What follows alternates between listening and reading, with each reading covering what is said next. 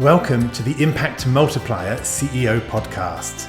If you're a chief executive or if you think like one and you want to create exponentially greater impact, then this show is for you. My name is Richard Medcalf, founder of Xquadrant. I coach some of the most successful and impressive CEOs and executive teams on the planet and help them achieve even more extraordinary results. Because no matter how successful you've been in the past, there's always a whole new level of impact available to you. So, if you're ready to play a bigger game than ever before, I invite you to join us and become an Impact Multiplier CEO. In this episode, I speak with Richard Rankin, who is the Chief Executive of H&H Group. Now, H&H Group is actually a pretty interesting business. It's a diversified group of companies ranging from digital marketing to livestock auctioneering in the rural economies and a variety of other businesses in between. And when he arrived as chief executive from actually a very different background, from a corporate finance background, he suddenly realized that he had to perhaps create synergies and bring these businesses together in new ways. And so in the conversation today, we explore the personal mission that he was on and that took him from being a consultant with Deloitte and majoring on corporate finance into this rural world, which he didn't know before, and into the chief executive role, and what propels him onwards.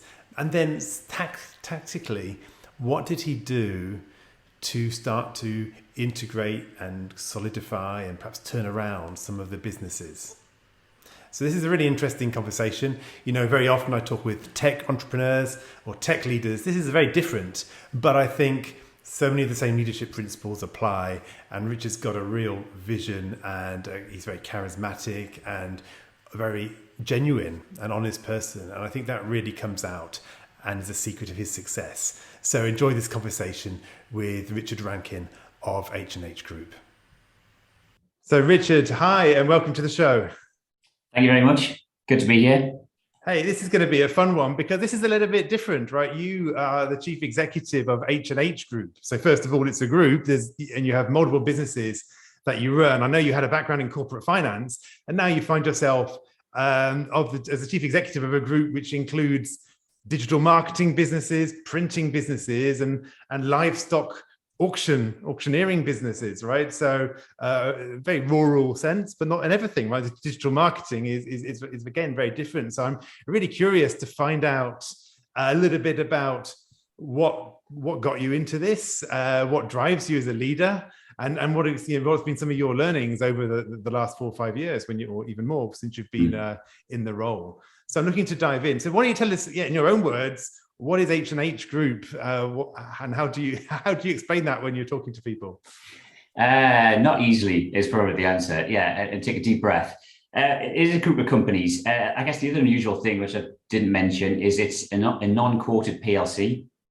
So we have some region of 1,100 shareholders who own the group.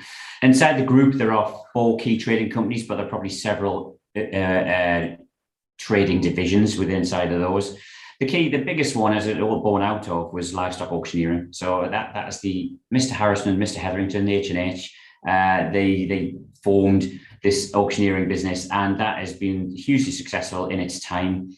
Out of that has spun related industries, related revenue streams, so things like land agency, advising the farmer around application for grants, protection of land, etc., etc. That's grown. Alongside that came a state agency, and then on top of that, again, linked to that rural sector, protecting the customer. So our insurance broking arm was born as well, and that's grown. It's now not solely rural; it also does commercial and other aspects of insurance broking. And then finally, and probably a little bit of an outlier, is a printing company. What it used to be just a printing company, and that's why it was acquired around about 10 years ago, because I think H&H were its biggest customer.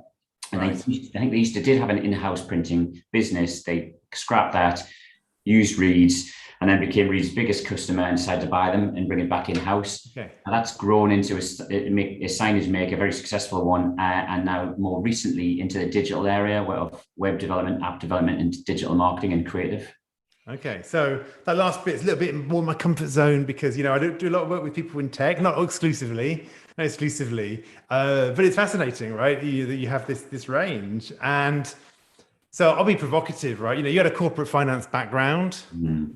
You probably never, grew up. You probably never daydreamed as a child when you would grow up. You wanted to run a livestock auctioneering business, right? So, like, I'll be provocative. Did you just go into this because you saw that there was a big fat check to make, right? Which is fine. Or is there is there something else that's driving you or that drove you to say this is something I really want to engage in? So I'm wondering what's going on there. And obviously any answer is fine, but I wanted to kind of explore what's the relationship here between mission and profit, right? And how do you see those playing out? Yeah, if it was the former, I'm still waiting for that check because it hasn't happened yet. But I think there's all these things. It's very rarely the financial aspect that drives you, and it wasn't certainly for me. It was an unusual set of circumstances, actually. I was approached because my predecessor, I had advised him on a few deals and transactions in the past, and when he was moving on, he put my name into the hat, and I was contacted by the recruitment people who were fulfilling this post. And at the time, I was busy having a monumental fallout in my past business with a managing partner who did not share my values, really. And this looked extremely interesting to me. For the first time, my interest was piqued to move out of the profession. And I understood the company, I understood the group because I'd advised it in the past. In fact, I sold them Reeds, interestingly, back in the day. So I was the person who sold that company to them. After 2 years earlier doing a management buyout with that business, I then sold it on to H&H. So I had a bit of history with the business. I understood the business. I had never set foot in an auction mart in my life. I had no relation to farming ever at all either. But I was invited to come along to an interview, and I decided at the time I would turn up just purely as myself, not an advisor, not trying to be a chief exec, just turn up and really sort of wear my values on my sleeve and give them who I was and how I would look to run a business. And I talked to the chairman afterwards, post-appointment, and he said he knew immediately he was the kind of person I wanted in the business. Very, very different from my predecessor, a complete change in personality type. And to me, the interest was the challenge it was going to bring. I knew it wasn't a one-trick pony. I knew it had quite a few companies and revenue streams in its armory, and that would keep me interested. You've been around long enough, you figure out what you enjoy, and I enjoy challenge. And I knew this was going to bring some challenge because it's such a diverse set of companies. It's such a diverse set of people. It's roughly around 300 people in the business. And I could see it had steeped in heritage, but it hadn't embraced the future. So I saw that as my challenge, really. Right. Yeah. It's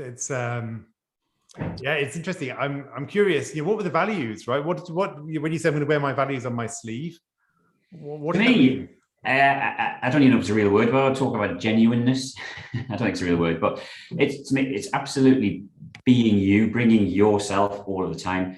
And we all go through an early part of our career trying to fit in and wearing the right mask and behaving in the right way. And at some point in the last sort of 5-10 years, I figured out actually I can do better if I stop trying to fit in and just be me and just decide, actually, you know what? Let's stand up for what I believe for. Let me drive a business or lead an office. I've led offices before in the past. And what I found out, the more I relaxed into my style, the better that office did, the more people related to me, the better the team got behind me. And then that starts building a bit of self-belief, and you're thinking, actually, maybe I do know what I'm talking about, because you spend most of your time thinking you're just pretending, and the whole imposter syndrome going on. And that essentially drives that's my main value, really, to be genuine, to be upfront. And I like, people know I ask difficult questions. People know I like all of the truth, no matter how ugly, on the table, because only then can you sort of start thinking about how to solve a problem. You've got everything on it. Yeah.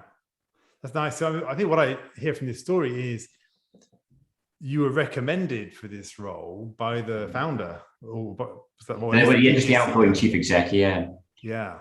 And so what was it about you that he had spotted that made him say, we should get this guy in? Because Yeah. you'd worked with him in the past. It's really interesting, right? Because it's often, as we're doing the things which we sow the seeds of our future in all these interactions that we don't even realize often. So I'm wondering what seeds were you sowing as you went through that? Interesting. I never asked him that question. Maybe I didn't dare. I don't know. But interesting, the way we grew a bit closer was when I sold him Reeds. I was obviously on the other side of the transaction, selling it to him, and he had his advisors. And it got a bit heated towards the end of a transaction, as these things always do, and a little bit of argy-bargy, especially around the completion table, which was unexpected. And they tried to throw in a few curveballs, which I resisted. Right. And after the deal, a couple of days later, he rang me up to congratulate me on the deal. And he just said, okay, next time I want to do a transaction, will you advise me? Will you be on my side? I took that as a huge compliment, actually. So of course I would. And it wasn't very long. It was only a couple of years later, 2-3 years later, they had quite a sizable transaction for this company, buying another non-quoted PLC, another auction business up in South Scotland and in Northumberland as well. Mm. And so I got involved during the course of that deal and helped them along throughout that deal, really, in various elements. It was quite a complex deal at the time. Yeah. And we sort of just, I think, he grew to trust me. He grew to trust my judgment. That I sort of wear my heart on my sleeve a little bit, and I say it how it is. I'm maybe not your typical corporate finance advisor. I don't really bullshit very much. I just say it how it is, and you like it or lump it, to be honest. And I prefer all my transactions like that. I'll be very honest, good or bad. I'll be honest about how great it is, and I won't try and hide that. But I'll also be honest if I find there's problems. I'll get them out on the table straight away. Yeah, there's something here about positioning. Often people talk about, positioning, and it can be useful to think in those terms, but there's actually a sense of like, just bring the real deal, like, just contribute to your maximum, and people will get the value. Sometimes I think we can worry about how it's going to be perceived and what are we saying and how we're positioning ourselves. And there's a moment for some of that, but actually, he saw the contribution that you were making, the trustworthiness and all the rest of it. That's what I'm picking up. So yeah, I like to think so. Yeah, absolutely. So let's jump in. So now you're in the business, you've been there for a few years. What's the mission that you're on within that business? That's a good one. I think personally wise, I think of this personally, I'm very much about testing myself a little bit, really. And I had other opportunities in front of me before I took this role, which were really challenging and interesting, but they were steeped in actually what I knew. So I had an element of comfort zone to it. Now, this jumping into a chief exec role with no past experience of chief executing was very much a leap into the unknown. I took lots of advice off friends and talked to a lot of people and sought advice. And everyone seemed to point to me that this has got my name written all over it, and I would settle into it, and it would suit me. And bizarrely, it has. They've all been right. I didn't believe them at the time, but they've all been right. That this very much feels like a home to me now. This position, anyway, and I very much enjoy this sort of position, which is trying to drive the best out of people. And I see that as my mission is to make people fly. Really, to take out roadblocks, take out perceived roadblocks and real ones, and give them permission to experiment as well. Give them permission to jump a little bit higher, a little bit further, and create. There's obviously always going to be a safety net beneath them. But yeah, it's really I enjoy coaching and pushing people. That's something that's always driven me. So I guess my mission is to lead from the heart, be the very best I can be, and see what I'm capable of inside an organization like this or any other organization. See what I'm capable of, and what kind of team could I possibly create. Right. Yeah, I mean, that's where I wanted to go next, which was about the legacy, right? So like, imagine you leave, in, I don't know, pick a period, a few years' time, for some reason you move on. What would you love to look back and say, that's what I managed to create? To me, it absolutely goes back to creating that high-performing team that can fly without me. And I said this to my exec team within the first year or so of being here, and I started bringing them together as a team. I hadn't really been done that before. And I said, my personal mission here is that you all become better than me. If you're all better than me, my job here is done. and I can move on happy. So I guess I feel that's a little bit of if I had a legacy, that would be it. That actually I can walk away, and the board has much an easier job to look at someone for replacement. So they have a high performing exec team. Yeah. Yeah, I love it. I mean, it's a subject close to my heart. I spend quite a lot of my time working with exec teams, and it's really interesting because many of them, starts off as what I call them teams of high performers, right? Or groups of high performers. They're each a great functional manager. Yeah. They know their line of business. They know their competency zone. But actually creating this cohesion and strategic focus and a sense of having a shared objective and running the business rather than running their function is quite a shift for people. So I'm wondering what's been your experience on that journey? Oh, that's a great one. And it's been, I wouldn't say difficult because it makes it sound like I've really had to push quite hard, because I haven't. But it's been quite a long journey, because coming to I think one of the biggest challenges I found when I got here was how wildly different this style of leadership I brought here than my predecessor. And I'm not going to argue what's better or what's worse. Their culture was very much that command and control, and that worked for them. Absolutely. That's absolutely not my way of doing things. I'm the opposite side of the coin, really. And I'm all about freedom and empowerment and make your own mistakes and learn from them. Key bit being learn from them. Everyone makes mistakes. Yeah. Absolutely everyone makes mistakes. It's what you do next that defines you. And that's kind of one of the phrases I carry around with me. So that journey, I hate using that word, but the progression they've made is actually been quite long from the starting point. And this is not their fault. It's just the culture that was there. So to take that beginning and if people used to use the analogy, the flea in the jar, once if they've been in there long enough, you take the lid off the jar, they still only jump the height of the jar, because that's all they've been trained to do. So I walked in and took all the lids off and went, go on then. And everyone just didn't know. It just looked lost in the headlights a little bit. So I had to rethink and go, why is everybody not jumping higher? I don't understand. So then I thought, well, hang on a minute. I need to go back to the basics and start talking about what does leadership mean to them. Let's take it back to actually just sit down in a room and talk about what does leadership mean. What do they feel they're good at? What are they not so good at?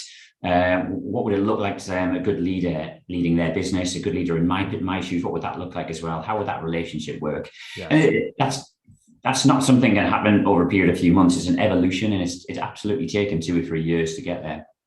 Yeah, well, first of all, it's great to make the point that it's over a period, right? It definitely is. And I think your point around learning from mistakes is worth picking up on, because sometimes we talk about failing fast and celebrating failure, and actually it's not celebrating failure, it's celebrating learning. Yeah. And I like to say you either have a performance culture or a learning culture. You can't actually have both, because performance means that you've got a rule book, it's very clear, it's static, and you know the game you're playing exactly, and you're measuring against that.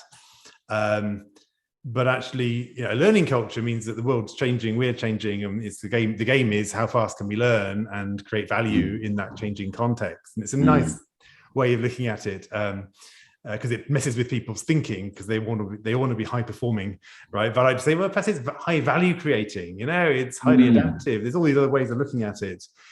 Obviously, the goal is performance in some long-term way, but it takes the pressure off. Did you perform in this week, in this moment, in this decision? Yeah. Or did you do the best you could? And, that's fine, right? If you I very much so. I know you put that very well, actually. And this fits in kind of one of my ethos as well, is about, Simon Sinek's infinite game. Yes. That's something I carry around a lot. And it's not about, you're right, it's not about how you do in month 1 or month 7 or even quarter 3. It's actually, let's look at the long term, as big a picture as you possibly can. I always talk about heading in the right direction. As long as I'm heading in the right direction, then I'm less bothered about ultimate goals. It's all about direction, because there's always forces pushing you one way or another. So trying to define a goal, I think, could potentially lead to the wrong behaviors, that you're just going to achieve the goal and by the wrong methods. Actually just moving in the right direction and listening to what's going on around you, that's more important. It's really interesting, actually. There's a book that I've stumbled across recently. I haven't read it, but I read like the first chapter at this point. But basically it's the case against objectives. Yeah. And for all the reasons you said, when you have objectives, first of all, if people's compensation is tied to those objectives, well, that is now the game. Well, that might not be the real game, right? Perhaps we don't care about this year's revenues as much as we care about the long-term success of this business, right? And we might undershoot this year only to have 10x next year. It's a different thing. And again, if people feel that they can only set goals that they are achievable, perhaps they won't go for the inspiring things that could really be done. And so on and so forth. So it's quite interesting. The goals are great when you're looking for incremental things, like what you want to get done by the end of the week, they're great. But if you're talking about what you really want to achieve and what's really important, they might not actually be all they're cracked up to, which is kind of countercultural, right, in the business world. And it's something I'm exploring a little bit to see. Yeah, I totally agree. I really agree with that concept. And it's very hard to describe and explain as a business concept to a board. But I very much subscribe to that. Actually, the window you look at needs to be as wide as you physically can make it. And it shouldn't even be a year. It should be sort of 4 to 5 year windows you're looking at. And what difference have you made and where have you gone in that period? Absolutely. So what about your energy? You sound a very energetic person, but what excites you and what drains you? What would be the biggest thing in your working week that gives you energy, and what sucks it out of you? Easily the one that gives me energy, it probably falls into two camps. Is one, the number of opportunities out there. I think in terms of the areas we touch as a business, and the environment out there, and the macroeconomic environment that has a sort of it's say in the direction we might take. So there's lots of factors out there in terms of obviously what the hell the government's doing with its food strategy, their environmental strategy. Are we asking everyone to grow hedgerows and butterflies? Or are we trying to secure food in the country? There's those kind of things going on, right. And opportunities around that as a business to be part of that bigger environment. I see my role is not standing looking inwards. I see it standing looking outwards. That should be Chief Execs role, really. So that element, just the multitude of opportunities out there, and seeing. I'm going to interrupt. I want to just catch that before you lose it. Yeah. Your role is looking outwards. I think it's so important because many chief execs who've come up from an operational view end up, I think, over-rotating. It's a fine balance, right? But I think you can over-rotate to the inward concerns. And actually often say, you have a chief operations officer, let them do it. Part of your, a lot of your job is actually joining the dots, seeing beyond, seeing where the rest of the organization can't see. Yes. Being in conversations that the rest of the organization can't be in. Yeah, exactly. Spotting the new things, right? Yeah, absolutely. I see my role is securing the future for my successor. Really, that's what I see my role as. Is that actually the things I want to set in place, I'll probably never benefit from. That's cool. That's fine. I can leave or do whatever, and safe in the knowledge that I know I've set up that company, the business, the group, that it can continue for as long as possible. Ad infinitum, hopefully.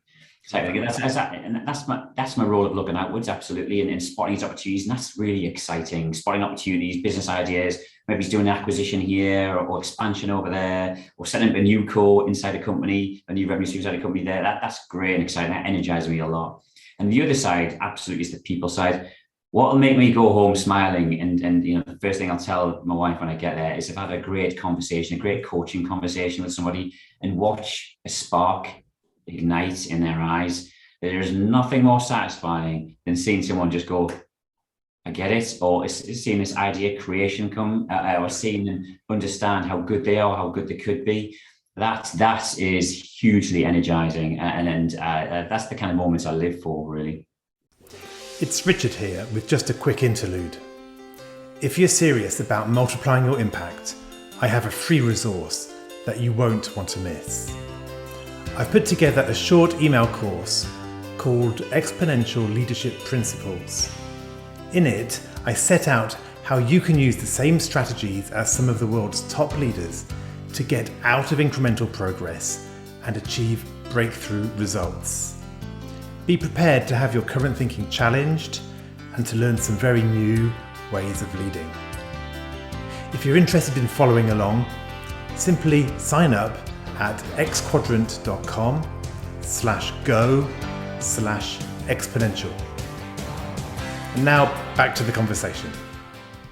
Yeah, That's why I do what I do as well, because that's the key thing. Yeah, beautiful. And what drains you? What are the things which strain you, slows you down, damages your own I well-being? think probably back to the first one, the endless opportunities. It's just, there are too many.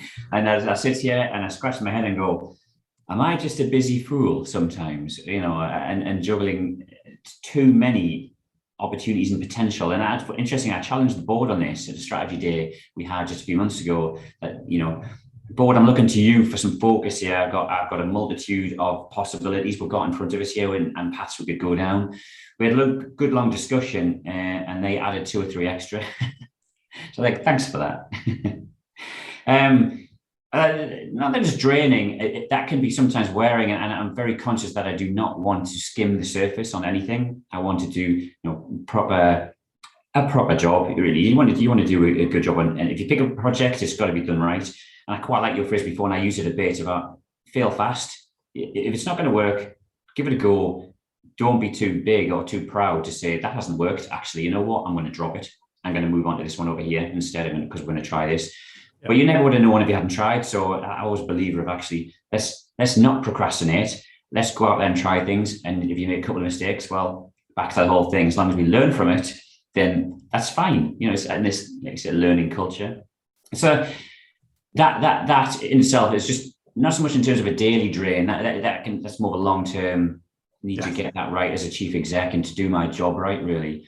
But I guess a small minor thing with it draining is internal bickering between companies charging other companies how much for a piece of their service. So if one company's charging something for them to help them out with something, and they start having arguments over internal pricing, and my response to that is, you could charge them £1 million. It's not going to change the number in my consolidated P&L in the bottom right-hand corner. It's not going to change that number at all. So just stop. It feels important to them, but that's as far as it goes. I want to just steer back to that point around doing a proper job. I mean, I get it. I mean, I get the idea of too many opportunities. It's the entrepreneurial dilemma often, right? We can see so many things. The proper job, I understand what you're saying from that. My pushback a little bit would be to say sometimes if a thing's worth doing, it's worth doing badly. Okay. Because it's still worth doing, So sometimes it's like just doing it. Yeah. And seeing what happens. Yeah. Because somebody else once said to me, you can't say the right thing to the wrong person, and you can't say the wrong thing to the right person, which is quite helpful when you're in customer conversation. It's like, this is not the person you should be working with. Yeah. No matter what you say, it's never going to be great. And actually, if they are, you can fluff, you can get it all wrong, but they're going to still resonate. Yeah. And in the same way with the good things, doing it well, doing it badly. I knew, for example, when I started the podcast, like the first episodes were probably going to be really bad, right? And probably when I'm on my millionth or my 1000th episode, right, I'm going to look back at this one and go, that was shocking, right? But you have to get going and create value as you can, and then work from there. So I just put it out there because sometimes it's interesting to hear the words that we use. And when we start to say things like, I want to do a proper job, do it right, it's just worth checking. That limit me? Does that make things harder than it could be? I think probably what I'm meaning there is committed to it rather than do it half-heartedly. But I totally agree. Someone once said to me, 80% is good enough. And it's right, actually, because then I use the phrase diminishing returns a lot. In anything, the graph starts to flatten out, doesn't it? And you can put a whole lot of extra effort in for very marginal gain. And you've got to recognize that sometimes you decide to do something, 80% is good enough. Yeah, very often. Yeah. Hey, let's talk about how you mobilize people, right? Because you've got a complex setup. You've got multiple different companies. I guess you're trying to have some kind of vision for the group, as well as probably subvisions for the individual companies. How do you go about communicating that or getting people aligned on that and generally kind of standing for something? Because as you come in as the group chief executive, how do you connect to somebody who's actually in one of those businesses and mobilize them? I think that was a huge challenge to step into a business where, first of all, the individual companies didn't work together at all. That weren't really aware of each other's challenges, or weren't really aware who they were, and didn't have any sort of close connection. And if there's no connection there, you know that you've got quite an uphill task. So first of all, I built that exec team and it created some connection and a sense of belonging with them, and they genuinely care about each other, which is fantastic. What they've created there. Then we tried to look at the group and that's quite hard when you've got a group with different companies doing different things to have a common vision. But we did get somewhere with a little bit of a commonality of a theme, saying, right, actually what we're trying to do, let's keep stepping up and up until that you really are quite high looking down. What are we here for? Well, actually what we do and what helps me in sort of decisions I make, that this vision and mission really is about adding value and protecting the economies we serve, and predominantly they're rural economies. So if what I'm doing when I'm stood around looking out the business, if the meetings I'm having, the conversations I'm having, the decisions I'm making are looking at protecting or adding value to that economy, then that sets me in the right direction. And I think that keeps me in the right direction. And it's loose enough that every one of the companies inside the group can pick up on that and go, okay, now is my company vision, does that still align with sort of the group overall arching? Are we doing the right thing for the world out there? So that sort of group mission vision there, it took a long time to get there. Actually, it took us probably a couple of years to get there to it, but it was worth the journey. As that word again, but it was worth going through that to come up with something. Everyone goes, you know what? Actually, I now can sort of figure my company objectives, my company goals around. Does it slot in with the overall group overarching objective? So there's that side of it. I think the other side of it is just briefly touch on. It's a little bit about, I found one of the big challenges walking in here, how do I then relate to everybody? How do I have impact across such a diverse group? From people who literally herd animals in pens into a ring, from people, we have people with a cafe on site, public facing one as well as an internal one, and to people who are fully qualified chartered surveyors. So you've got professional people through to manufacturing in the print sector, through to animal welfare in the farm stock sector. So I found that an interesting challenge, and I decided to do just as I thought I always would when I first took up the role, is just to be myself, but maybe make an extra effort to display my values, to really talk to, not stay in my office hidden here, to walk around, have conversations, be me, be what I normally do, just ask questions, go out there and ask hundreds and hundreds of questions with lots of people, customers and our people as well in the business. And that was very much a bit of a culture shock. It resonated within the first month of me being here, and I heard whisperings of, why is Richard walking around? Why is Richard asking me this? Why is Richard asking this question? Why has he visited those people? Why is he? And there was a lot of that going on. And it was great. One of the best feedback was some of the girls in the cafe. They phoned up my PA at the time and said, wow, he's a real person. Because I went down and asked how the kids were. In a conversation, they're talking about the family and what are your kids are doing? What stage are they at? Just because I'm innately curious all the time, and that no one had ever asked them that question before. Yeah.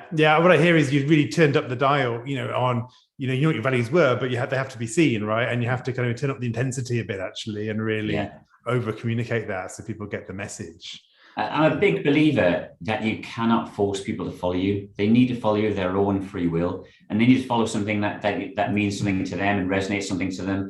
All I can do here is be me. I'm never going to pretend to be something I'm not. So I will just be me. I'll dial it up a little bit for the first few months, absolutely, but I will just be me, and then it's up to them to make that decision whether they feel comfortable or not. Yeah, yeah, absolutely, it's beautiful. So let me move on. I'm just aware of time. Yeah. Let's get on to our quickfire questions. So, what's a favorite quote that you live by or that you draw upon often? I do carry a few with me, but one that resonates with me all the time, and I couldn't tell you who said it, but it was one of my best friends. It quoted it back at me. Oh, we're talking 20, 30 years ago now. And it's all around that whole thing. You always get what you always got, but I just like the simplicity of nothing changes if nothing changes.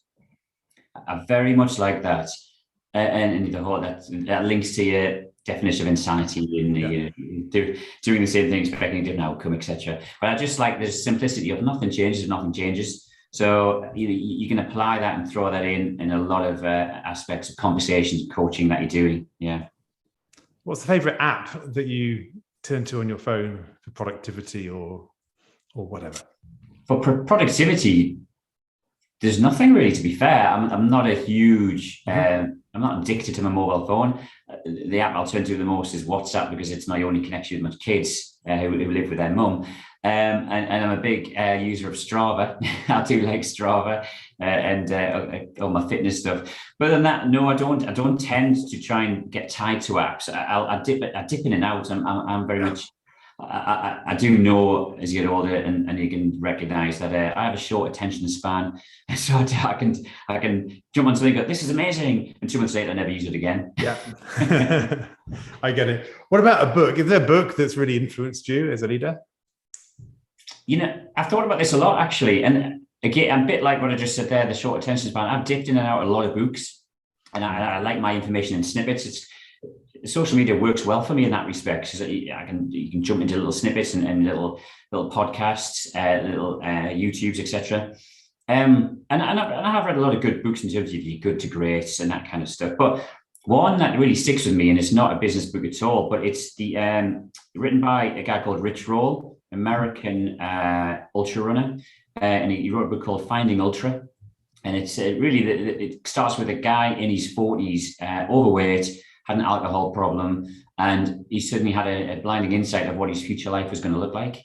So he went from that to only a few years later being classed as one of the fittest men on the planet. And it's an amazing story of all about what the power in your head, really, what you can achieve and what you believe you can achieve versus what you really can achieve if you start taking away those mental roadblocks. And I continue listening to his podcast to this day. I see him as a really inspirational figure. And I use the lessons in that. Well, it's not strictly about business. It's not really about business at all, actually, when you look at it that way. But all of the lessons in there you can absolutely apply to your life and business. And I'm all about, like I said, leading from the heart. And I think, well, I need to sort of embody this sort of, I don't know how best to describe it, really. It's kind of live how you want to live. And that should be then translated into how you lead your business. Yes. And if you carry the way you want to carry your personal life, your close, intimate relationships, your family relationships, and then your colleagues and business relationships, there really shouldn't be too much of a distinction between the lot of them. Yeah, and that's how people follow you, because they see how you're living your life, actually, in some ways. Many of our best guests on the show come from referrals, so I'm always curious, is there somebody who's impacted you, an CEO who's inspired you, who you see is really up to big things in the world? I give this a bit of thoughts actually beforehand, and there isn't a single person I can say is absolutely my inspiration.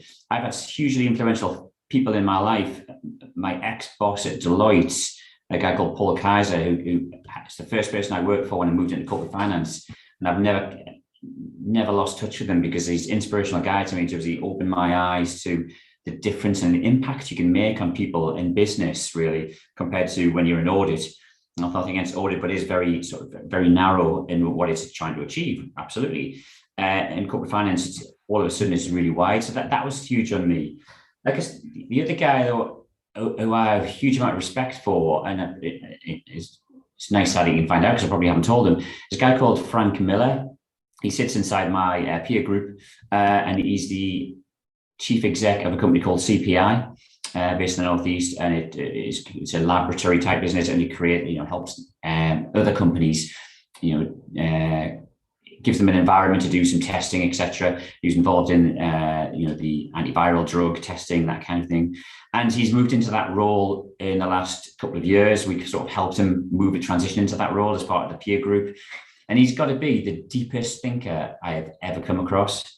We're all good in our positions of chief execs, etc., of peeling layers back. We're very good at asking good questions, aren't we? We can delve into people quite easy. I find it easy. I find it good fun. Yeah. He can go to another level. Right. and he's inspirational when you listen to him, and he's such a very calm person as well. I find him enjoyable to talk to and listen to, and I always come away thinking I've learned something. Yeah, that's great. Thank you for celebrating him in this moment. It's I've got a couple of clients in there. The deep thinkers. I think I'm quite intellectual, and then these people are seeing the future of their industry, right, 10 years out, and this kind of stuff. It's great. Exactly the same. I think I'm quite good at what I do, and then I meet him and talk to him and things he's dealing with. Go, I've got a lot to learn. So finally, no matter how much you've achieved, there's always a next level to get to. So what are you going to have to do differently as chief executive for the H&H Group to continue to expand and develop in all these different ways? I always talk about, when you think about it in the business arena, I always talk about legs on the stool. I always refer to that. It's just, I like that analogy, and it sticks with me, that I need to both strengthen and maybe increase in number the legs on the stool. Because when we got here, it was accepted that really we had one strong leg. That's all we had. And my sole purpose given to me by the board, and absolutely right, was I need to strengthen the other legs. So we're getting there with that one, but we're not by no means finished with that task. So I need to continue strengthening those legs on the stool and potentially create new ones. When you think about what's going on in the world in the future, what's going to change, I need to make sure that H&H are in a position that it remains relevant for the future. That's the phrase I use a lot, that it remains relevant.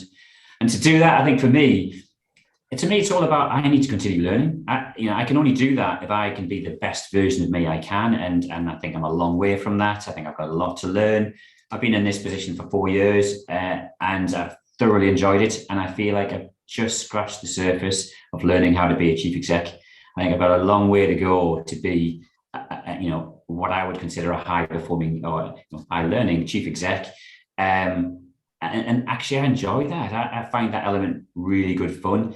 And a huge thing about what I carry with me is that element of fun. And I use it a lot with my executives. I use it a lot in the entire business. If you're not having fun, then me as a leader are doing something wrong. So I need to continue working on creating that environment where you can work hard, but you can have some fun. So I guess to me, it's like keeping learning and learning through experience. I'm not a huge believer if you can learn just through reading books. I think you need to have experience. You need to have conversations with people who are better than you, some interesting people, coaches, chief execs, all those kind of people who've been exposed to lots of stuff, and have conversations and be humble and listen well.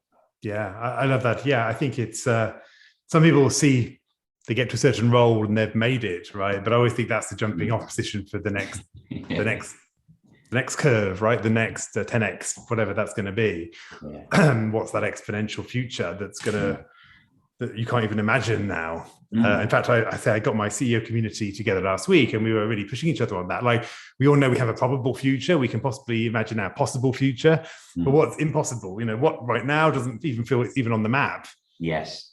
I love that. I love that conversation. And I would have never have done this, say, 6 years ago, without being in this role and to go on kind of the sort of journey I've been on, and that little bit of self-belief in there now, that actually you should be thinking of the impossible. And I love that actually I try to teach that and instill that into my team. Yeah. Where could you go? Where can you possibly go in your wildest dreams? Where could you go? Absolutely. Well, that's a great moment a great place to leave it, I think, Richard. Hey, this has been a fun conversation. We've dived into this, really interesting business that you have. I think, your love for learning, for people, the scanning, finding new opportunities. I I think this real perspective you have, that your role is securing the future for your successor, I think it's a beautiful definition of leadership in so many ways, right? And it often gets overlooked. So thank you for sharing these and all the other insights. It's been a lot of fun. Enjoyed it. Thank you very much. Okay, Richard. Well, let's stay in touch. I'd love to hear how this journey progresses. It sounds like you're just at the beginning. Absolutely, will do. Take care. Bye-bye now. Thank you. I hope you enjoyed this conversation. Now let's talk about you. When you're in top leadership, when you're in the biggest role of your career, who supports you at a deep level as you lead others? Who helps you multiply your impact and get to the next level? If you're ready to learn more about our content, our coaching, and our community, then visit us at xquadrant.com.